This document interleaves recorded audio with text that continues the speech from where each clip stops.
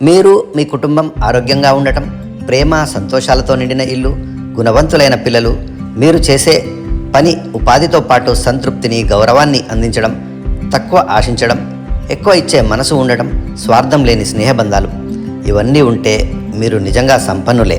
వాలా అప్సర్ కాలమిస్ట్.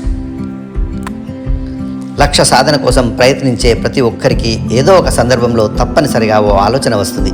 అదేంటంటే ఇక ఈ ఒత్తిడిని, కష్టాలను భరించడం మన వల్ల కాదని, ప్రయత్నాలను ఇంతటితో ఆపేద్దామనిపిస్తుంది. ఆ సందర్భంలో మీరు తీసుకునే నిర్ణయమే మిమ్మల్ని విజేతగానో లేక పరాజితుల్లోనో ఒకరిగానో మారుస్తుంది.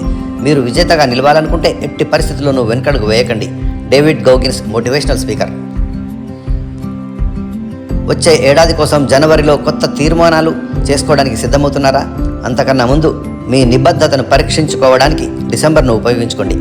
ఈ నెలలో రోజు తప్పనిసరిగా ఈ పనులు చేయగలరేమో ప్రయత్నించండి. రోజు 7 గంటల నిద్ర, 10,000 అడుగుల నడక, గంట సేపు వ్యాయామం, తీపి పదార్థాలకు దూరంగా ఉండడం, ఒక కొత్త నైపుణ్యాన్ని సాధన చేయడం, పుస్తక పఠనానికి 15 నిమిషాలు కేటాయించడం. Net stone, performance coach. 90% వ్యాధులకు కారణం మన జన్యువులు కాదు, మనం తినే ఆహారం, జీవన శైలి, మనం నివసించే వాతావరణం, అలవాట్లే అందుకు ప్రధాన కారణం. అందుకే ఈ విషయాల్లో అత్యంత జాగరూకతతో ఉండాలి. Mark Hyman, health expert. Courtesy from Eenadu Telugu daily.